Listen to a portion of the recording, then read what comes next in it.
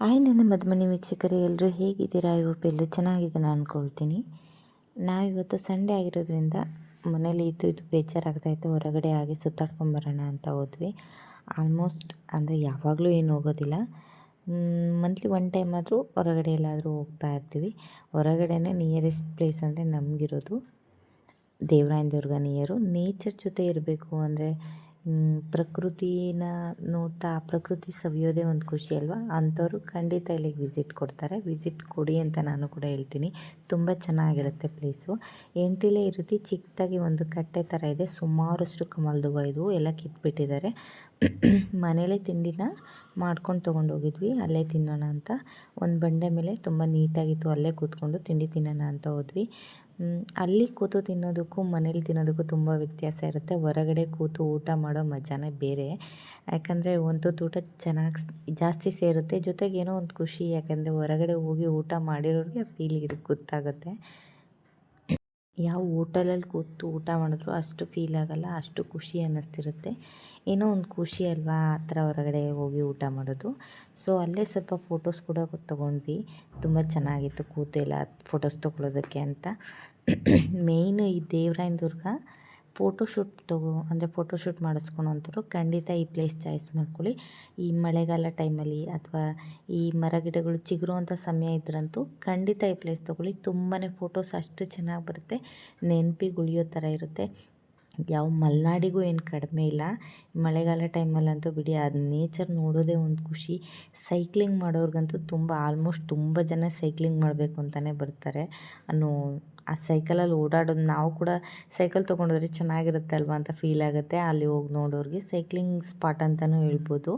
ಇಲ್ಲಿ ಜಯಮಂಗಲ ನದಿ ಜಯಮಂಗಲ ನದಿ ಉಗಮ ಸ್ಥಾನ ಇದು. ತುಂಬ ನೀರಿರಲಿಲ್ಲ, ಸ್ವಲ್ಪ ನೀರಿತ್ತು, ಜನ ಯಾರೂ ಇರಲಿಲ್ಲ ಅಂತ ಸ್ವಲ್ಪ ಬೇಗನೆ ಮೇಲೆ ಬಂದುಬಿಟ್ವಿ. ಸುಮಾರಷ್ಟು ವ್ಯೂ ಪಾಯಿಂಟ್ ಮಾಡಿದ್ದಾರೆ ಈ ಥರ ಬರ್ತಾ, ಅಂದರೆ ದಾರಿಲಿ ದೇವರಾಯನ ದುರ್ಗ ಹೋಗ್ತಾ ಬರ್ತಾ ಒಂದು 2-3 ಹತ್ರ ಈ ಥರ ವ್ಯೂ ಪಾಯಿಂಟ್ ಇದೆ. ನಿಂತು ಫೋಟೋಸ್ ತೊಗೋಬೋದು, ಸ್ವಲ್ಪ ಹೊತ್ತು ಟೈಮ್ ಸ್ಪೆಂಡ್ ಮಾಡೋದಕ್ಕೆಲ್ಲ ನೇಚರ್ ಜೊತೆ ತುಂಬಾ ಚೆನ್ನಾಗಿದೆ. ಬಟ್ ಸ್ವಲ್ಪ ಹುಷಾರಾಗಿರಿ, ಸ್ವಲ್ಪ ತಗ್ಗಿದೆ. ಮಕ್ಕಳು ಕರ್ಕೊಂಡು ಹೋಗೋಂಥವ್ರು ಕಾಲು ಜಾರುವಂಥ ಸಮಯ ಎಲ್ಲ ಇರುತ್ತೆ, ಹಾಗಾಗಿ ಸ್ವಲ್ಪ ಹುಷಾರಾಗಿರಿ. ಅಲ್ಲಿಂದ ಮುಂದಕ್ಕೆ ರಾಮನ ಚಿಲುಮೆಗೆ ಬಂದ್ವಿ. ಅಂದರೆ ಆ ಕಡೆ ದೇವರಾಯನ ದುರ್ಗ ಕಡೆ ಹೋದವರು ಖಂಡಿತ ಇಲ್ಲೂ ಕೂಡ ವಿಸಿಟ್ ಕೊಡಿ. ಎಲ್ಲ ನಿಯರೆಸ್ಟ್ ಪ್ಲೇಸ್ಗಳೇ. ಸುಮಾರಷ್ಟು ಜಿಂಕೆಗಳನ್ನೆಲ್ಲ ಒಂದು ಇದ್ರೊಳಗಡೆ ಅಂದರೆ ಇಟ್ಟಿದ್ದಾರೆ. ತುಂಬ ಚೆನ್ನಾಗಿರುತ್ತೆ ನೋಡೋದಕ್ಕೆ. ಬಟ್ ಏನಪ್ಪ ಬೇಜಾರು ಅಂದರೆ ಜಿಂಕೆ ನೋಡೋದಕ್ಕಷ್ಟೇ ಖುಷಿಯಾಗುತ್ತೆ, ಅವುಗಳ ಪರಿಸ್ಥಿತಿ ನೆನೆಸ್ಕೊಂಡ್ರೆ ಖಂಡಿತ ಎಂಥವ್ರಿಗೂ ಬೇಜಾರಾಗುತ್ತೆ. ಹೋದಂಥ ಪ್ರತಿಯೊಬ್ಬರು ಕೂಡ ಹೇಳೋದು ಇವಕ್ಕೆ ಹುಲ್ಲು ಕೊಡ್ತಾರಾ ಕೊಡೋಲ್ವಾ ಅಂತ. ಅಂದರೆ ಎಷ್ಟು ಸಣ್ಣ ಆಗಿಬಿಟ್ಟಿದ್ದಾವೆ ಅಂದರೆ ಸುತ್ತ ಎಲ್ಲನೂ ಕಾಡೆ, ಬಟ್ ಅವಕ್ಕೆ ತಿನ್ನೋದಕ್ಕೆ ಅದೇನು ಕೂಡ ಸಿಗೋದಿಲ್ಲ. ಎಂಥ ಪರಿಸ್ಥಿತಿ ಅಲ್ವಾ. ನಮ್ಮ ಖುಷಿಗೋಸ್ಕರ ಪ್ರಾಣಿಗಳಿಗೆ ಹಿಂಸೆ ಕೊಡೋದು ತುಂಬಾ ತಪ್ಪು. ಅಟ್ಲೀಸ್ಟ್ ಅಲ್ಲಿ ಎಲ್ಲಾದ್ರೂ ಅಂದರೆ ಈ ದುಡ್ಡಿಗೆಲ್ಲ ಮಾರ್ತಾ ಇರ್ತಾರಲ್ವ ಸೊಪ್ಪುಗಳನ್ನ, ಆ ಥರ ಏನಾದರೂ ವ್ಯವಸ್ಥೆ ಇದ್ದಿದ್ರೆ ತುಂಬ ಚೆನ್ನಾಗಿರೋದು. ಜನಗಳ ಅವ್ರ ಖುಷಿಗೋಸ್ಕರನಾದರೂ ಸ್ವಲ್ಪ ಕಾಸ್ಟ್ಲಿ ಆದ್ರೂ ಜಿಂಕೆಗಳಿಗೆ ಹುಲ್ಲು ಮೇವಾದರೂ ಸಿಗೋದು. ಆ ಥರ ಒಂದು ಫೆಸಿಲಿಟಿ ಮಾಡಿದರೆ ಅವ್ರಿಗೂ ವ್ಯಾಪಾರ ಆಗೋದು, ಜಿಂಕೆಗಳಿಗೂ ಕೂಡ ಹುಲ್ಲು ಸಿಗೋದು ಅನಿಸುತ್ತೆ. ಇದು ರಾಮನ ಚಿಲುಮೆ. ಶ್ರೀರಾಮ ತಮ್ಮ ವನವಾಸದ ಸಮಯದಲ್ಲಿ ತಿಲಕ ಇಡೋದಕ್ಕೆ ನೀರು ಸಿಗದೇನೆ ಬಾಣ ಬಿಟ್ಬಿಟ್ಟು ಈ ರೀತಿ ನೀರು ಬರೋ ಹಾಗೆ ಮಾಡ್ಕೊಳ್ತಾರಂತೆ. ನಾವು ನೀರನ್ನು ಕುಡಿದು ಕೂಡ ನೋಡಿದ್ವಿ. ಬಂಡೆಯಲ್ಲಿ ನೀರು ಕೂದು ಅಂದರೆ ಕೆಲವರು ನಂಬೋಲ್ಲ ಅಲ್ವಾ, ಅದನ್ನೆಲ್ಲ ನಂಬಿಕೆಗೆ ಇದೊಂದು ಇವೆಲ್ಲ ಅವರು ನಂಬದೇ ಇರೋವಂಥವ್ರು ಖಂಡಿತ ಇಲ್ಲಿ ಹೋಗಿ ನೋಡಬೇಕು ಅನಿಸುತ್ತೆ. ಎಷ್ಟು ಟೇಸ್ಟ್ ಇತ್ತು ಅಂದರೆ ಆ ಫಿಲ್ಟ್ರ್ ನೀರು ಕೂಡ ಖಂಡಿತ ಅಷ್ಟು ಟೇಸ್ಟ್ ಇರೋಲ್ಲ. ಈ ಕೋತಿಗೆ ಕಾಲಿಲ್ಲ. ಇದನ್ನು ಯಾಕಪ್ಪ ವಿಡಿಯೋ ಮಾಡಿದೆ ಅಂದರೆ ಯಾರೋ ಏನೋ ಗಾಡಿ ಬಿಟ್ಬಿಟ್ಟು ಈ ರೀತಿ ಆಗಿದೆಯಂತೆ. ಸ್ವಲ್ಪ ನಿಧಾನಕ್ಕೆ ಹೋಗಿ, ಅಲ್ಲಿ ರಾಮನ ಚಿಲುಮೆಯಲ್ಲಿ ತುಂಬಾ ಕೋತಿಗಳಿದೆ. ನಮ್ಮ ಖುಷಿಗೋಸ್ಕರ ಪ್ರಾಣಿಗಳಿಗೆ ಹಿಂಸೆ ಆಗಬಾರ್ದಲ್ವ. ಮುಂದೆ ಬರ್ತಾ ಕೆಲವೊಂದು ಸ್ಪಾಟಲ್ಲಿ ಈ ರೀತಿ ಫೋಟೋಶೂಟ್ ಮಾಡಿಸ್ಕೊಳ್ಳೋಕ್ಕಂತೂ ತುಂಬಾ ಚೆನ್ನಾಗಿದೆ. ಸ್ವಲ್ಪ ಈಗ ಗಿಡಗಳಲ್ಲಿ ಎಲೆ ಎಲ್ಲ ಕಡಿಮೆ ಆಗಿದೆ. ಇನ್ನೂ ತುಂಬ ಮಳೆ ಬಂದಿದ್ರೆ ಇನ್ನೂ ಚೆನ್ನಾಗಿರೋದು. ಸಖತ್ತಾಗಿರುತ್ತೆ. ಆ ಬೆಳಕೆ ಕೆಳಗಡೆ ಬೀಳೋದಿಲ್ಲ, ಅಷ್ಟು ಚೆನ್ನಾಗಿರುತ್ತೆ. ಫೋಟೋಸ್ ಕೂಡ ತುಂಬ ಚೆನ್ನಾಗಿ ಬರುತ್ತೆ. ಅದಕ್ಕೆ ಹೇಳಿದ್ದು ಫೋಟೋಶೂಟ್ಗೆ ಈ ದೇವರಾಯನ ದುರ್ಗ ಅಂದರೆ ನೇಚರ್ ಜೊತೆ ಫೋಟೋಸ್ ತೊಗೊಳೋದು ತುಂಬ ಲುಕ್ಕಾಗಿ ಕಾಣುತ್ತೆ. ಖಂಡಿತ ಚಾಯ್ಸ್ ಮಾಡ್ಕೊಳ್ಳಿ ಫೋಟೋಶೂಟ್ ಮಾಡಿಸ್ಕೊಳೋ ಅಂಥವ್ರು. ಮುಂದೆ ನಾವು ಬಂದಿದ್ದು ಮಂದಾರಗಿರಿ ಬೆಟ್ಟಕ್ಕೆ ಬಂದ್ವಿ. ಇದು ಸುಮಾರು 140 ಮೆಟ್ಲುಗಳಿರೋವಂಥ ಬೆಟ್ಟ ಅಂತೆ, ಏಕಶಿಲಾ ಬೆಟ್ಟ.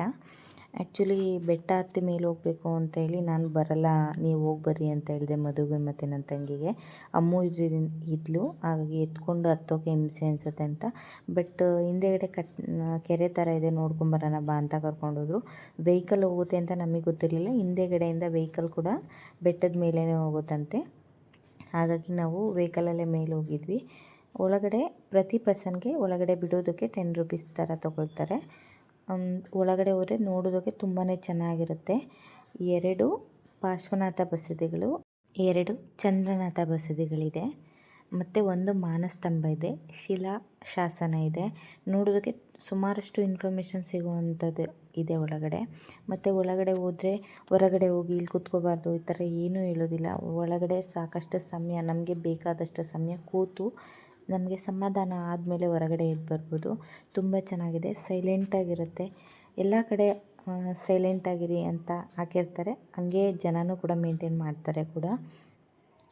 ಇನ್ನೂ ಕೂಡ ಸುಮಾರಷ್ಟು ನೋಡಿ ಶಿಲಾ ಶಾಸನ ಇದೆ. ಅದು ತುಂಬ ಚಿಕ್ಕದಾಗಿತ್ತು, ತುಂಬ ಝೂಮ್ ಮಾಡಿ ತೋರ್ಸೋಕ್ಕಾಗಲಿಲ್ಲ. ಒಳಗಡೆ ಸಾಕಷ್ಟು ಕೆಲಸಗಳು ಇನ್ನೂ ನಡೀತಾ ಇತ್ತು. ಈ ರೀತಿ ಅಂದರೆ ಮನುಷ್ಯರು ಇರೋ ಥರ, ಪ್ರಾಣಿಗಳಿರೋ ಥರ ಎಲ್ಲ ಕಟ್ಟುತ್ತಾಯಿದ್ರು. ನೋಡೋದಕ್ಕೆ ಮೇಲಿಂದ ನೋಡೋದಕ್ಕೆ ವ್ಯೂ ಪಾಯಿಂಟ್ ತುಂಬಾ ಚೆನ್ನಾಗಿದೆ. ಅಲ್ಲೂ ಕೂಡ ನೋಡೋದಕ್ಕೆ ತುಂಬಾ ಚೆನ್ನಾಗಿತ್ತು, ತುಂಬ ಸೈಲೆಂಟಾಗಿತ್ತು. ನಾವು ಕೂಡ ಸುಮಾರಷ್ಟು ಫೋಟೋಗಳು ತೊಗೊಂಡ್ವಿ. ಅದೇನೋ ಗೊತ್ತಿಲ್ಲ, ಅಲ್ಲಿ ಹೋಗಿದ್ದಕ್ಕೆ ಆ ಸೈಲೆಂಟ್ ಏರಿಯಾ ನೋಡಿ ಆ ಪೋಸ್ಗಳು ಕೂಡ ಆ ಥರನೇ ಕೊಟ್ಬಿಟ್ರು ಮಧುನೂ.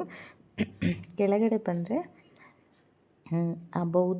ಬೌದ್ಧ ಧರ್ಮಕ್ಕೆ ಸಂಬಂಧಪಟ್ಟಂತೆ ಕೆಲವೊಂದು ಇನ್ಫಾರ್ಮೇಷನ್ ಹಾಕಿದ್ದಾರೆ ಒಳಗಡೆ ಹೋದ ತಕ್ಷಣ ಏನೋ ಒಂಥರ ಜನ ತುಂಬ ಸೈಲೆನ್ಸಿನ ಮೇಂಟೈನ್ ಮಾಡಿರ್ತಾರೆ. ಜೊತೆಗೆ ತುಂಬ ತಣ್ಣಗಿರುತ್ತೆ. ಸುಮಾರಷ್ಟು ಇನ್ಫಾರ್ಮೇಷನ್ ಕೂಡ ಸಿಗುತ್ತೆ ಬೌದ್ಧ ಧರ್ಮಕ್ಕೆ ಸಂಬಂಧಪಟ್ಟ ಹಾಗೆ. ಖಂಡಿತ ಓದಂಥವ್ರು ಒಳಗಡೆ ಕೂಡ ಹೋಗಿ ಬನ್ನಿ. ಒಳಗಡೆ ಇನ್ನೇನಿದೆ ಬನ್ನಿ ಹೋಗೋಣ ಅಂತ ಬರಬೇಡಿ, ತುಂಬ ಚೆನ್ನಾಗಿದೆ. ಅದರಲ್ಲೂ ಮಕ್ಕಳಿಗೆ ಒಳಗಡೆ ತುಂಬ ತೋರಿಸ್ಬೇಕು. ಆ್ಯಕ್ಚುಲಿ ತುಂಬ ಇನ್ಫಾರ್ಮೇಷನ್ನ ತಿಳ್ಕೊತಾರೆ. ಅಲ್ಲಿಂದ ಮುಗಿಸ್ಕೊಂಡು ಮನೆಗೆ ಸ್ವಲ್ಪ ಐಟಮ್ಸ್ ಬೇಕು ಅಂತ ಡಿಮಾರ್ಟ್ಗೆ ಬಂದಿದ್ವಿ. ಸುಮಾರಷ್ಟು ಐಟಮ್ಸ್ನ ತೊಗೊಂಡು ನನ್ನ ಮಗಳು ಏನು ಸಿಗುತ್ತೋ ಅದನ್ನು ಕೆಳಗಡೆ ಎಸಿತಾ ಇದ್ಲು. ಒಡೆದೋಗೋ ಐಟಮ್ಸ್ ಎಲ್ಲ ಇತ್ತು, ಹಾಗಾಗಿ ಸ್ವಲ್ಪ ಮಧು ಮುಂದೆ ಕರ್ಕೊಂಡು ಹೋದ್ರು ಅವಳನ್ನ. ಎಲ್ಲನೂ ತೊಗೊಂಡು ಮನೆ ಕಡೆ ಬಂದ್ವಿ. ಮನೆಗೆ ಬರೋ ಅಷ್ಟೊತ್ತಿಗೆ ಆಲ್ರೆಡಿ 6:30 ಆಗಿತ್ತು.